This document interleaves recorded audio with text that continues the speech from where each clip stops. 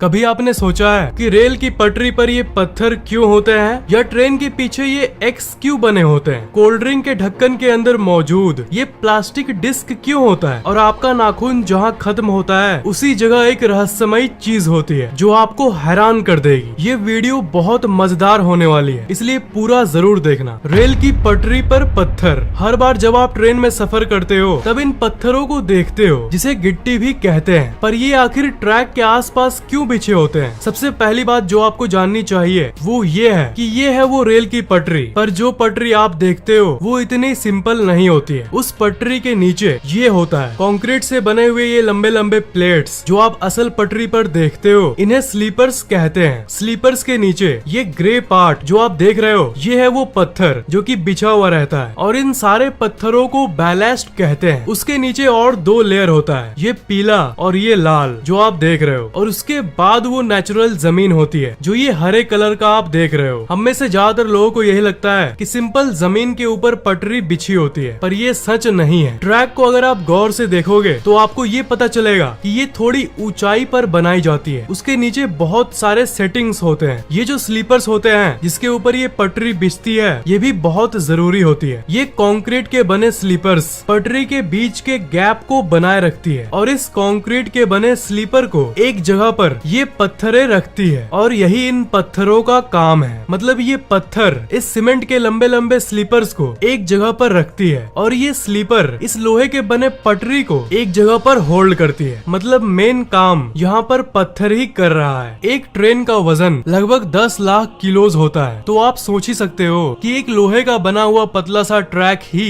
इसे नहीं संभाल पाएगा। एक ट्रेन को संभालने में इस लोहे का और इस कंक्रीट के बने स्लीपर का और इन पत्थरों का, इन सब का मिल के योगदान होता है। पर देखा जाए तो फैक्ट ये है कि सबसे ज्यादा लोड इन पत्थरों पर ही जाता है। ये पत्थर ही वो चीज है जो ट्रैक को एक जगह पर फिक्स रखती है। पर रेलवे ट्रैक के नीचे कोई भी ऐसी वैसी गिट्टी का इस्तेमाल नहीं किया जाता। अगर इन गिट्टियों के बदले गोल गोल सॉफ्ट पत्थरों का इस्तेमाल किया जाता तो वो एक दूसरे से टकराकर गोल गोल घूमने लगते और पटरी एक जगह पर नहीं रह पाती। ट्रेन के वजन के चलते पटरी भी हिलने लगती। इसलिए स्पेशली नोकीले और रफ पत्थरों का इस्तेमाल किया जाता है जिसके कोने गोल ना हो, जिसे कि गिट्टी कहते हैं, ताकि जब भारी ट्रेन उस पर से पार हो तो ये नोकीले पत्थर आपस में अपना अकड़ बनाए रखें जो कि गोल पत्थर नहीं कर सकते। और इस अकड़ के चलते चलती हुई ट्रेन चाहे कितनी भी भारी हो, ये लोहे का बना हुआ पटरी और ये स्लीपर एक जगह पर फिक्स रहता है। इस पत्थर का और एक काम है, जैसा कि आप जानते होंगे कि अगर गिट्टी नहीं दी जाए तो ट्रैक का कुछ ऐसा हाल होगा, वो घास और पेड़ पौधों से भर जाएगा। तो वो पत्थर इन्हें भी उगने से रोकते हैं और घास को जमने से रोकने के साथ साथ ट्रैक के आसपास पानी के जमाव को भी रोकते हैं। तो अगली बार ट्रेन से सफर करो तो एक बार इन पत्थरों को सैल्यूट कर देना और लोहे के बने ट्रैक के बदले इन पत्थरों को नोटिस करना कि कैसे ये पटरी को एक जगह पर रखते हैं। पर और एक बात आपके मन में आ रहा होगा कि मेट्रो ट्रेन जो होते हैं उसके ट्रैक में तो इन पत्थरों का इस्तेमाल नहीं होता। तो बात ये है कि जो डायग्राम मैंने आपको दिखाया ये मेट्रो ट्रेन में फॉलो नहीं होता है। डायरेक्ट स्लीपर्स को रखने के बाद ट्रैक को रख दिया जाता है बिना किसी गिट्टी के। ज्यादातर मेट्रो ट्रेन अंडरग्राउंड या फिर ब्रिज पर बने होते हैं, इसलिए पत्थरों का इस्तेमाल नहीं किया जाता, क्योंकि मेट्रो का ये ट्रैक मिट्टी के जमीन पर नहीं बना होता। इसलिए यहाँ न पेड़ जमने का प्रॉब्लम होगा और न ही पानी जमने का। और जनरली मेट्रो ट्रेन का वजन नॉर्मल से कम होता है और वो छोटे छोटे क्यूट से होते हैं, इसलिए यहाँ मेट्रो ट्रेन के पटरी पर इन पत्थरों की जरूरत नहीं पड़ती। ट्रेन के लास्ट डब्बे पर एक्स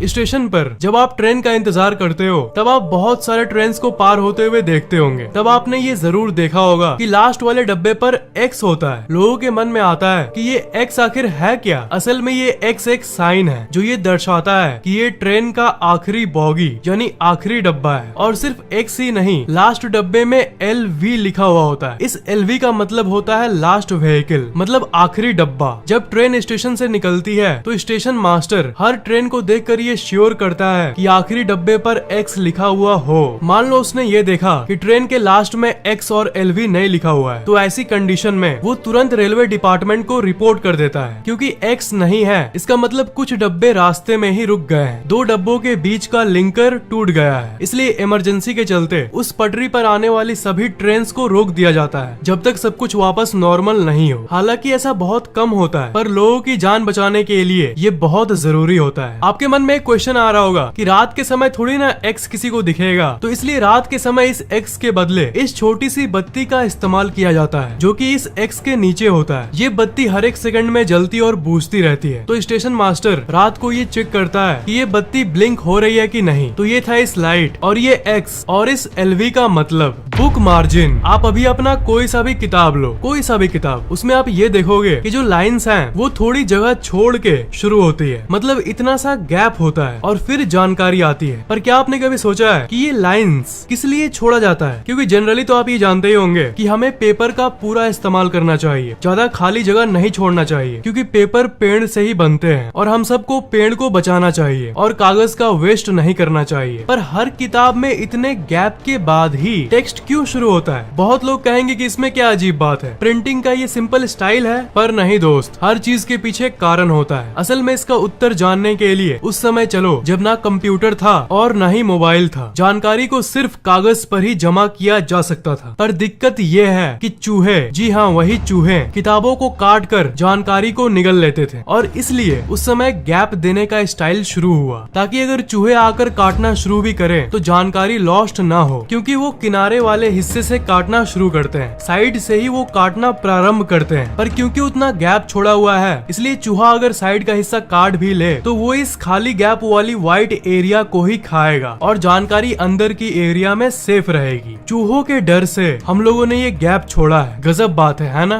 बॉटल के अंदर वाली प्लास्टिक रबर डिस्क, आपने जरूर देखा होगा कि आप जो कोल्ड ड्रिंक खरीदते हो उसका जो कैप, जो ढक्कन होता है, उसके अंदर एक रबड़ का ऐसा डिस्क होता है। ये डिस्क एक्चुअली में एक प्रेशर सील का काम करता है, मतलब एक ऐसी चीज जो कि कोल्ड ड्रिंक को और उसमें मौजूद गैस को बाहर निकलने से रोकता है। वही एक चीज है जो कि बॉटल को एयर टाइट बनाता है, ताकि बाहर का हवा उसमें नहीं घुस पाए। सिर्फ ढक्कन अगर हो और ये डिस्क ना हो तो अंदर का गैस थोड़ा थोड़ा बाहर आना शुरू हो जाएगा। पर वो गोल्ड डिस्क एक्चुअली में एक्स्ट्रा प्रोटेक्शन देता है, ताकि थोड़ी सी भी गैस अंदर से बाहर ना निकले। बैग पर बना हुआ डायमंड, सारे बैग्स पर तो नहीं, पर आपने ज्यादातर बैग्स पर देखा होगा कि ऐसा डायमंड शेप का डिजाइन उसके ऊपर बना हुआ रहता है। ज्यादातर लोगों को लगता है कि ये सिर्फ डेकोरेशन यानी सिर्फ डिजाइन के लिए बनाया हुआ होता है, पर नहीं। इसकी फैक्ट जानने के लिए थोड़े समय पहले चलो। पहले के समय में बैग ज्यादातर वो लोग इस्तेमाल करते थे जो हाइकिंग और क्लाइंबिंग करते थे, यानी जो पहाड़ों पर जाते थे एडवेंचर के लिए या फिर रिसर्च के लिए। उन्हें बहुत सारा सामान लेके जाना पड़ता था, जिसमें कोई कोई सामान बैग के अंदर फिट नहीं होता था। इसलिए बैग बनाने वाले ऐसे डायमंड शेप बनाते थे ताकि लोग अलग अलग सामानों को, जैसे एक्स्ट्रा जूतों को, ऐसे टांग पाए। और किसी किसी हाइकिंग बैग पर तो ऐसे बहुत सारे एक्स्ट्रा डायमंड्स बने होते थे ताकि वो बहुत सारे एक्स्ट्रा सामान को टांग पाए। जो इस फैक्ट को नहीं जानते वो ऐसे डायमंड को देखेगा तो उसे तो ऐसे ही लगेगा कि ये सिर्फ डिजाइन के लिए बनाया गया है, पर सच्चाई तो कुछ और ही है, जो कि है कि ये एक्स्ट्रा चीजों को कैरी करने के लिए बनाया गया है। नेल क्यूटिकल्स, आप अभी अपने नाखून को ध्यान से देखो। जहाँ से नाखून शुरू होता है वहाँ से लेकर थोड़ी दूर तक ऐसी पतली लेयर होती है। हो सकता है कि आप अपने सारे अंगुलियों में नहीं देख पाओ क्योंकि ये बहुत पतला और छोटा होता है, पर एक न एक अंगुली में आप ये जरूर देख पाओगे। ध्यान से देखना, इसे क्यूटिकल्स कहते हैं। ज्यादातर लोग इसे यूजलेस चीज मानते हैं और बहुत लोग तो बारीकी से अपने क्यूटिकल्स को हटवा भी देते हैं ताकि उनका नाखून एकदम परफेक्ट दिखे। पर एक्चुअल साइंटिफिक फैक्ट की बात करें तो वो आपके नाखून के हेल्थ के लिए बहुत जरूरी होता है। असल में ये क्यूटिकल एक सुरक्षा कवच की तरह होता है जो कि आपके उस जगह को बैक्टीरिया से बचाता है जहाँ से आपका नाखून शुरू होता है। उस क्यूटिकल के बिना आपका नाखून का जो जड़ है जहाँ से वो शुरू होता है उसमें कई तरह के बैक्टीरिया एंटर कर सकते हैं, इसलिए वो क्यूटिकल आपके लिए जरूरी है। पैन के हैंडल पर छेद, आपके किचन में अगर ऐसी कोई पैन होगी तो उसके हैंडल पर इस जगह पर आपने इस छेद को जरूर देखा होगा। आपको क्या लगता है ये सिर्फ डिजाइन के लिए होता है? सिर्फ पैन में ही नहीं, ऐसे जितने सारे बर्तन होंगे उनमें से ज्यादातर में छेद यानी होल रहती है। 90% लोगों के दिमाग में ये आता है कि ये टांगने के लिए बनाया जाता है, पर असल में ये इसके लिए नहीं बनाया गया। हाँ, टांग सकते हो, पर असल वजह इज समथिंग एल्स। इसका असल वजह ये है, ये स्पून यानी चम्मच को अटकाने के लिए होता है, ताकि जब आप कुछ बनाते हो और बीच में खाने को चलाते हो यानी स्टीर करते हो तो आप स्पून को वहीं पर फंसा पाओ। अगर आप खाने को चला के स्पून को कहीं और रख दोगे तो फिर वो लिक्विड इधर उधर लग जाता है और पूरा मेस हो जाता है। लेकिन अगर आप ऐसे रखोगे तो स्पून से अगर कुछ चुएगा भी तो वो उसी में जाके गिरेगा। इरेजर का ब्लू पार्ट, जी हाँ, उसी इरेजर की बात कर रहा हूँ जिससे पेंसिल का लिखा हुआ मिटाया जाता है। ऐसे जो इरेजर होते हैं जो 2 कलर्स के होते हैं, रेड और ब्लू, इसने मुझे बचपन में बहुत परेशान किया है। बहुत लोगों के मुंह से आपने सुना होगा कि ये जो ब्लू पार्ट है ना, ये पेन की इंक को मिटाने के लिए होता है। अगर आप पेन से लिखा हुआ इसे मिटाने की कोशिश करोगे तो ये आपके पेन से लिखी हुई चीज को और भी खराब कर देगा। ये 2 पार्ट असल में अलग अलग कामों के लिए होता है। इरेजर का ये रेड पार्ट नॉर्मल पेंसिल के लिखे हुए को मिटाने के लिए होता है, मतलब एक नॉर्मल इरेजर। पर ये जो ब्लू पार्ट है ये असल में नॉर्मल कागज से अलग, यानी जो